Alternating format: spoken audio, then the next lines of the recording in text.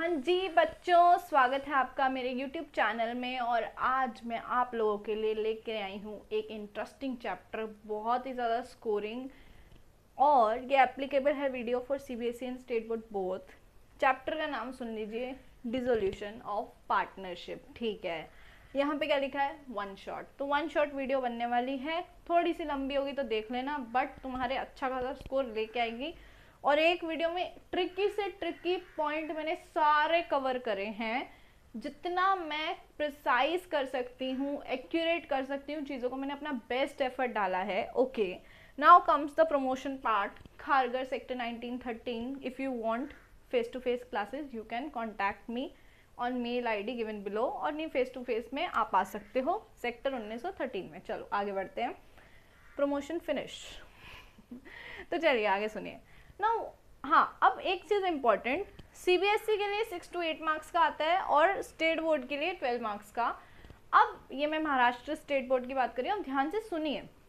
इस चैप्टर के लिए हमें क्या क्या पढ़ना है। देखो, क्वेश्चंस तो आपको मैं 10 करा दूँ तो भी सफिशिएंट नहीं है, मैं आपको वो सब चीज़ें बता रही हूँ जिससे आपके सारे क्वेश्चंस फटाफट सोल्व होंगे, और क्विक रिविजन वीडियो है। Okay, now let's start. चलिए शुरू करेंगे। पहली बात, डिसोल्यूशन ऑफ पार्टनरशिप फर्म होती क्या है। मतलब एक फर्म थी जिसमें जो पार्टनर्स थे, अब वो पार्टनर्स नहीं रहेंगे और वो फर्म भी एग्जिस्ट नहीं करेगी, यानी उस फर्म का बंद होना is known as dissolution of partnership. Perfect. तो मैम ये बताओ कि होती क्यों है, क्या रीजन होते हैं। There can be multiple reasons, like partners के आपस में बनी नहीं तो उन्होंने पार्टनरशिप तोड़ दी, वेरी गुड। और क्या क्या रीजन हो सकते हैं, आइए ध्यान से देखिए।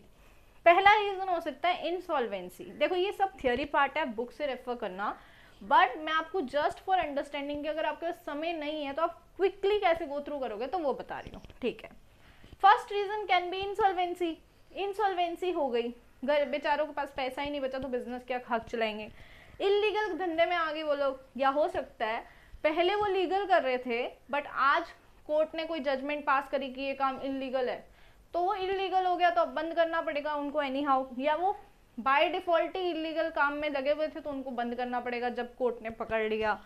मन मर्जी से बंद कर दे, भाई हमारा मन नहीं करा बिजनेस करने का, क्या करे, कर दो बंद, किसी ने तुम्हें डंडा थोड़ी करा है फालतू में।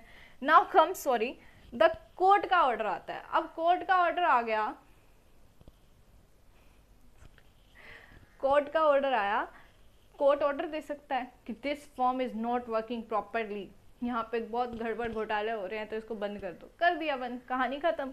तो this could be, there can be any reasons, तो हम इसको हटा रहे हैं, कुछ नहीं है काम की बात। अब ध्यान से सुनो, इसका कोई खास क्वेश्चन आने नहीं वाला, आने आगे वाला है। अब आते हैं प्रोसेस। सोचो, फॉर्म बंद हो रही है, क्या मुंह उठाएंगे बोरिया बिस्तरा लेके भग जाएंगे, ऐसे चलेगा क्या, नहीं चलेगा बेटा, नहीं चलेगा। हमको बिजनेस बंद करना है तो बाहर वाले ना हमारे गेट पे खड़े हो जाएंगे कि पैसे दो पैसे दो पैसे दो, तो उनको पैसे देने पड़ेंगे। अब सबसे पहले हमको बाहर वालों को क्या देना है, पैसा। ओके, बाहर वालों को हमको पैसा देना है तो पैसे क्या हमारी जेब में पड़े हैं क्या, निकाल दें और दे दें, है ही नहीं। कोई भी बंदा अपने पास इतना कैश मेंटेन करता ही नहीं है कि वो दे दे, तो कैश तो है नहीं तो क्या करे क्या करे क्या करे। देखो फर्स्ट स्टेप, आपको लग रहा होगा फालतू की नौटंकी करिए, फालतू की नौटंकी नहीं कर रही, वीडियो को थोड़ा इंटरेस्टिंग बना रही हूँ। दूसरी चीज़, आपको टाइम से वीडियो में सारा कंटेंट मिल जाएगा, शांति से देखते रहो, स्किप मत करो। चलो आगे बढ़ो।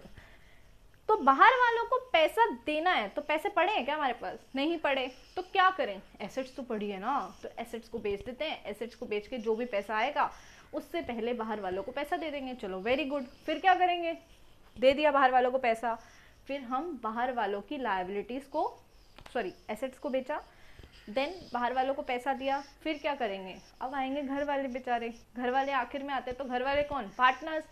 नाउ कम पार्टनर की बारी। पार्टनर में भी प्रेफरेंस किसको दी जाएगी, जिस पार्टनर ने लोन दिया होगा तो उसका लोन रीपे पहले करेंगे। अभी भी बचा खुचा कुछ पैसा बच गया तो पार्टनर्स की कैपिटल लौटा देंगे, simple. Now I have explain the process.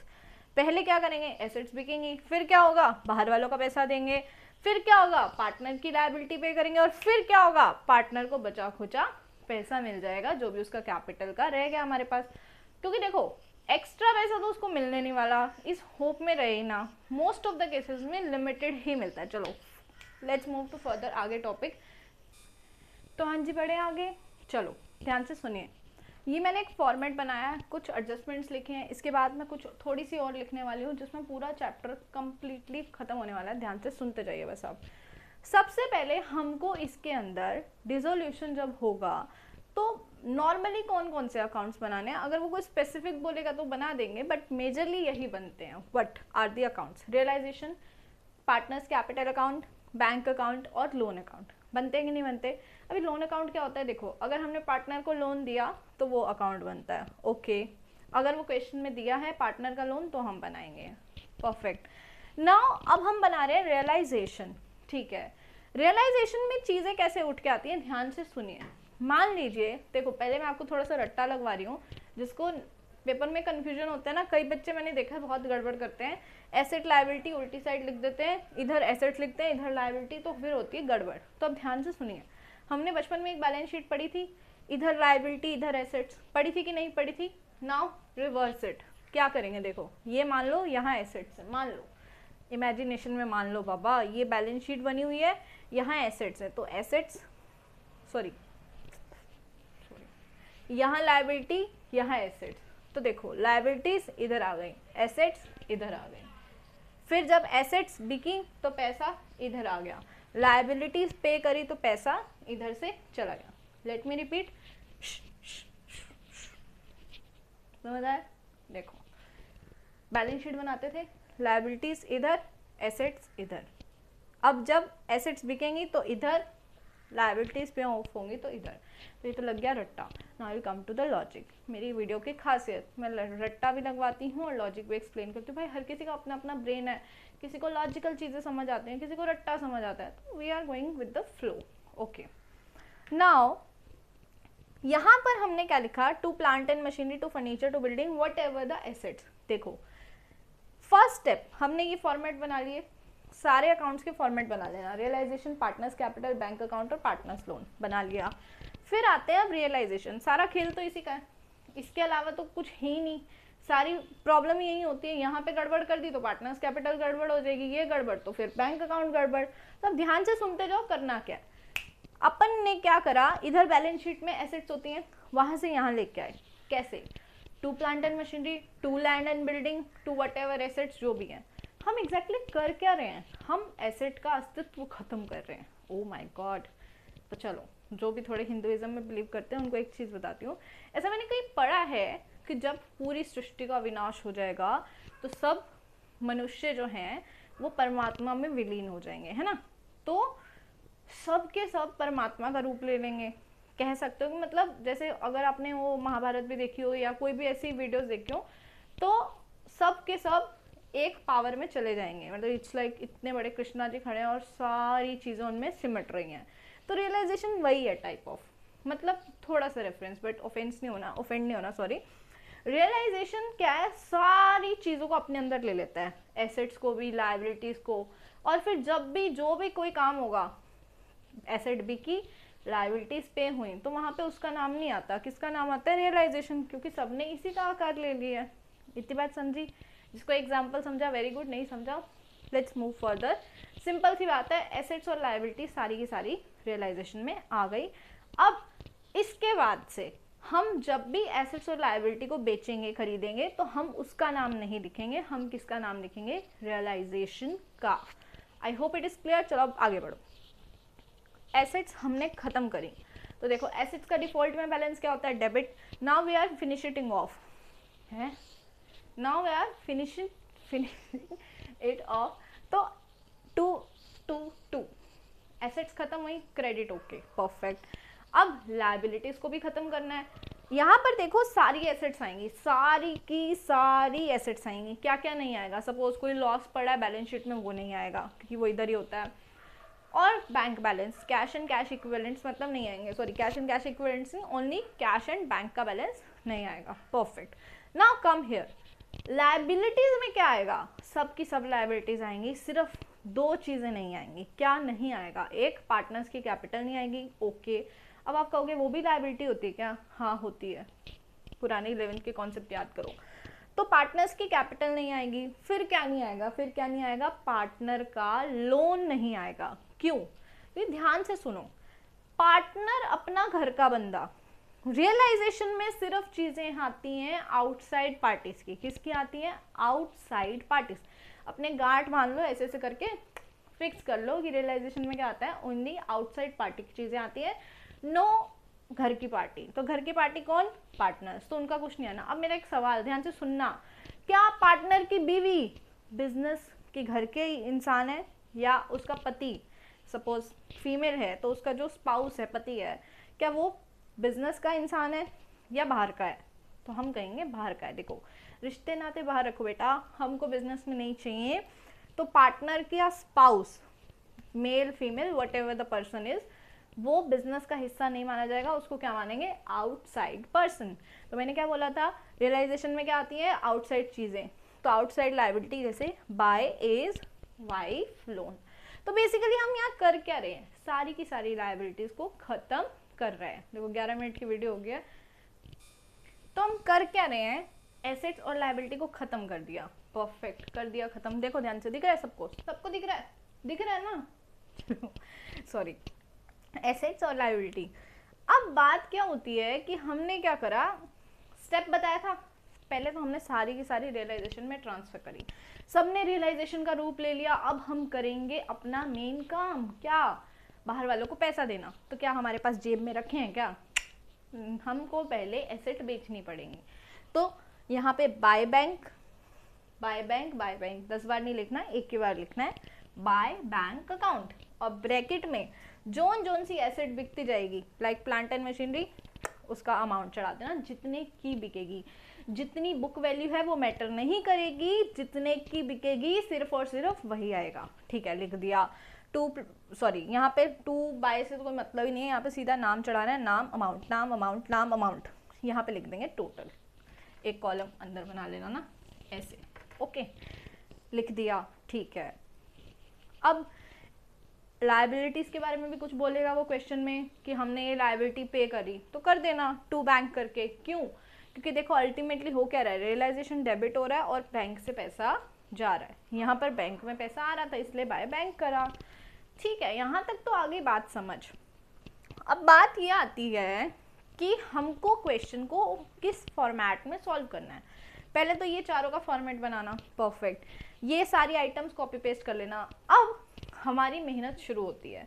हमने पहले क्या करना है, जो उसने क्वेश्चन में बोला चुपचाप चुपचाप चुपचाप करते जाना है। अब हमारी मेहनत शुरू होती है, ध्यान से सुनिए। सबसे पहले हमको क्रॉस चेक करना है एक एक आइटम, क्या प्लांट एंड मशीनरी बिक गई पूरी की पूरी। आई एम नॉट सेइंग कि एग्जैक्ट जितने की थी उतने की बिक गई, आई एम सेइंग 100% बिक गई एसेट। वो क्वेश्चन में लिखेगा 80% सोल्ड, 20% सोल्ड, तो वहां से क्लैरिटी आ जाएगी। तो 100% बिक गई, परफेक्ट, आगे बढ़ो। ये बिक गई, बिक गई, ये बिक गई, बिक गई। सपोज करो वो किसी एसेट के बारे में नहीं लिखता। ये सब काम कब करना है? जब हम पूरे क्वेश्चन को पूरा फॉर्मेट फॉलो कर लेंगे, उसकी सारी कई हुई एडजस्टमेंट्स को कर लेंगे, उसके बाद ये काम करना है, माइंड इट।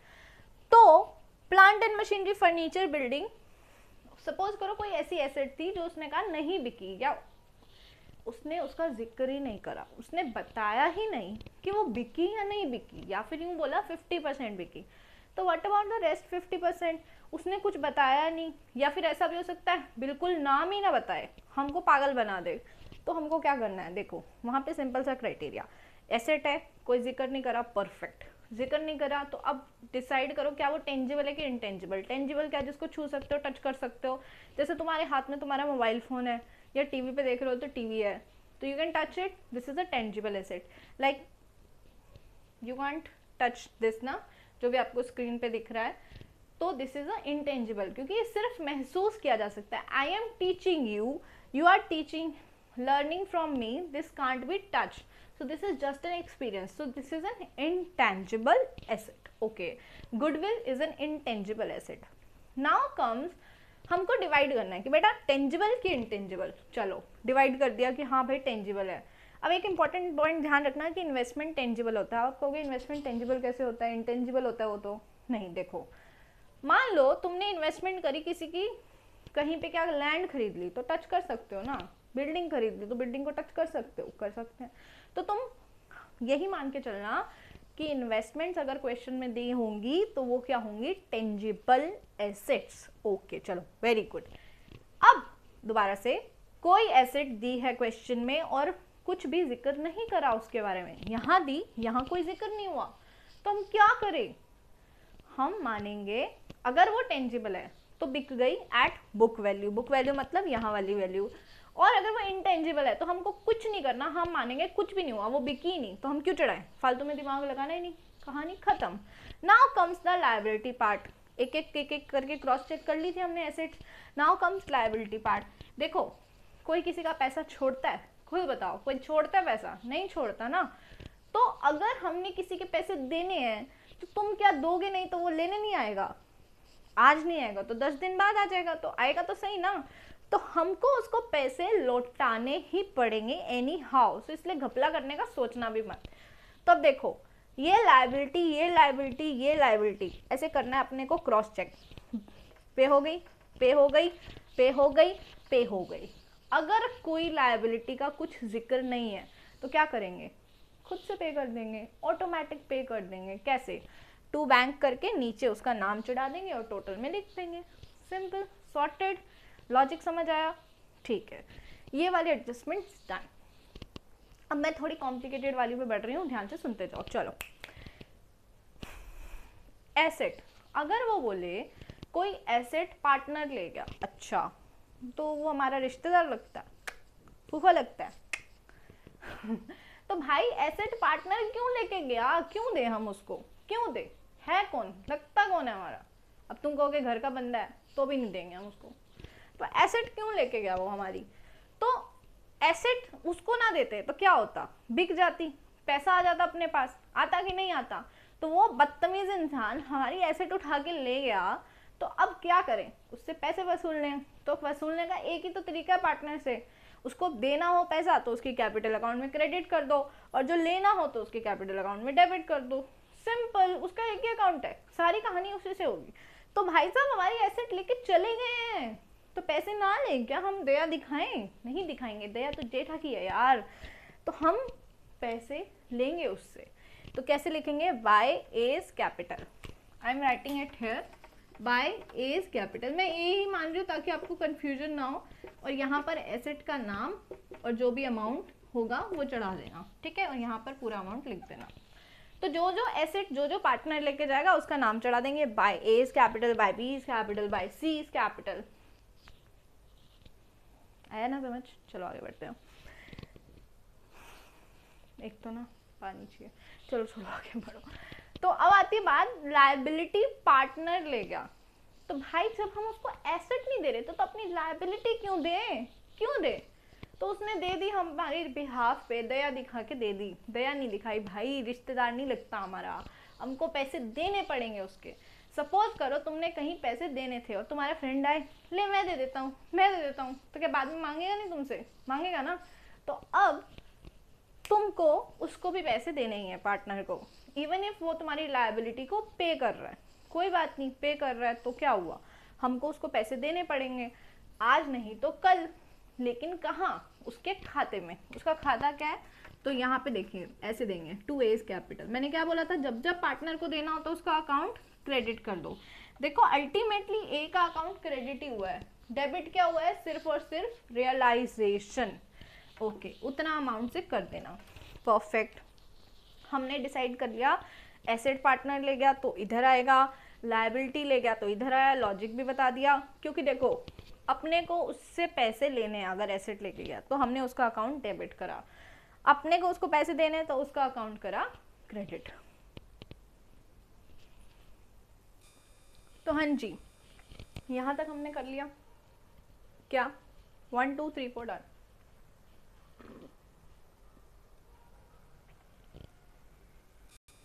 तो देखिए हमने ये 1 2 3 4 फिनिश कर लिया, sorry. Now comes 5th and 6th point. ये क्या बोलते हैं, देखो अपन ऐसी एडजस्टमेंट आएगी आपके पास कि हमने लायबिलिटी के बदले कोई एसेट दे दी, और वहां वो लिखेगा, दो केस हो सकते हैं, या यूँ लिख सकता है इन फुल सेटलमेंट, या फिर लिख सकता है इन पार्शियल पेमेंट, या मतलब कि हमने दे दी प्लस कुछ कैश भी ऊपर से दे दिया। ओके तो देखो अगर वो बोले लायबिलिटी के बदले एसेट दे दी, तो अपने को करनी कुछ एंट्री नहीं है, कुछ भी नहीं करना। ध्यान रखना, अपने को कोई एंट्री नहीं करनी। ये तो हो गया रट्टा। लॉजिक बताती हूँ। वो बोले लायबिलिटी के बदले एसेट गई इन फुल सेटलमेंट, तो मान लो अगर वो लायबिलिटी बिक जाती, ठीक है, हम मानते कि हम यहाँ पे एंट्री करते बाय बैंक, क्या बोल रही हूँ मैं, लायबिलिटी बिक जाती, एसेट बिक जाती, तो बाय बैंक करते, फिर हम उससे लायबिलिटी को पे करते तो टू बैंक करते। चलो मान लो इवन इफ मैं वो एंट्री ना भी करूँ, मैं यहाँ पर एंट्री करूँगी तो नलीफाई इफेक्ट होगा, तो इसलिए मेरे को एंट्री करनी नहीं। बात समझ आई हो तो वेरी गुड, कोई नहीं ज़्यादा डिटेल में जाना, it's a revision video. Simple सी बात है, अगर एसेट के बदले लायबिलिटी या लायबिलिटी के बदले एसेट गई और वहाँ लिखा इन फुल सेटलमेंट, तो अपने को कोई एंट्री नहीं करनी, गुड टू गो। अगर वो लिख दे कि लायबिलिटी के बदले एसेट दी प्लस कुछ पैसा भी दिया, ओके, तो इसका तो ट्रीटमेंट सेम है कि कोई एंट्री नहीं करनी। पार्शियल पेमेंट करी तो अपने पास से पैसा निकला कि नहीं निकला, तो पैसा जब जब जाएगा तो क्या करते हैं, टू बैंक, तो कर दो टू बैंक। गुड, समझ आ गया। अब मैं आगे की एडजस्टमेंट्स लिख रही हूँ जो थोड़ी कॉम्प्लिकेटेड रहती हैं, कैसे रहती हैं वो हम डिस्कस करेंगे। Then chapter is going to be wind up within next 5 minutes. तो देखिए अब जो बची एडजस्टमेंट है उसमें क्या है, देखो एक चीज़ डिसोल्यूशन के बारे में ध्यान रखना, रियलाइजेशन के बारे में ध्यान रखना कि एसेट और लायबिलिटी जब भी हम उसकी पेमेंट या रिसिप्ट की बात करेंगे, मतलब एसेट से पैसा मिला और लायबिलिटी को हमने पे करा, तो हम यहाँ पे ना ये ध्यान नहीं देने वाले हमको फ़ायदा हुआ या नुकसान हुआ। वो हम काम करते थे रिवैल्यूएशन में, बाकी सब चीज़ों में। यहाँ हम सिर्फ और सिर्फ उतना अमाउंट लिखने वाले हैं। क्या करने वाले हैं, अमाउंट, कि देखो यहाँ तो आती है बुक वैल्यू और यहाँ पर क्या आएगा, वो अमाउंट जो हमको एक्चुअल में रियलाइज हुआ है, और यहाँ पर आती है बुक वैल्यू, यहाँ वो लिखते हैं वो अमाउंट जो हमने एक्चुअल में पे करा है। एक और पॉइंट मेरे को करवाते करवाते याद आया कि आरडीडी किधर लिखते हैं, आरडीडी या प्रोविजन फॉर बैड डेट्स इधर लिखते हैं और इधर डेटर की फुल फिगर लिखते हैं। मैंने कहा अगर किसी बच्चे को जरूरत हो तो साथ में बता देते हैं। तो पहला पॉइंट सॉर्टेड हुआ कि अपने को फायदा नुकसान नहीं देखना, अपने को क्या देखना है कि भाई कितने में बिकी, सिंपल न्यू फिगर डालनी है। मतलब अगर 1 लाख की थी प्लांट एंड मशीनरी, 90 पे बिक गई तो 90 डालनी है। क्लियर।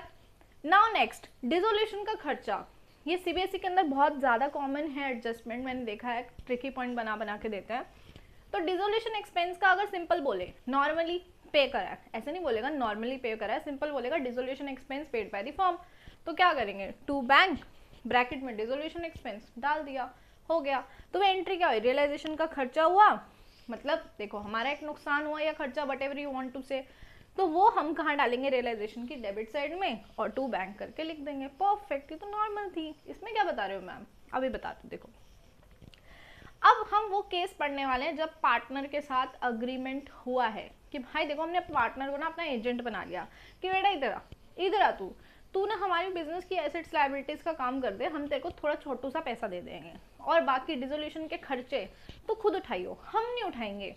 ऐसा कोई अग्रीमेंट हुआ है कि हम तेरे को देंगे उसके बदले फीस। तो देखो ध्यान से, अब इसी में एक केस बता रही हूँ। ये वाला केस बताने से पहले एक छोटा सा केस बताना रह गया कि डिसोल्यूशन एक्सपेंस नॉर्मली फर्म ने पे करा है तो टू बैंक कर देंगे।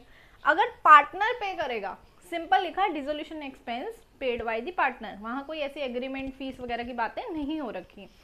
तो देखो ये हमारा खर्चा था, पे किसने करा, पार्टनर ने। क्या वो जिम्मेवार था इस चीज़ के लिए, नहीं था।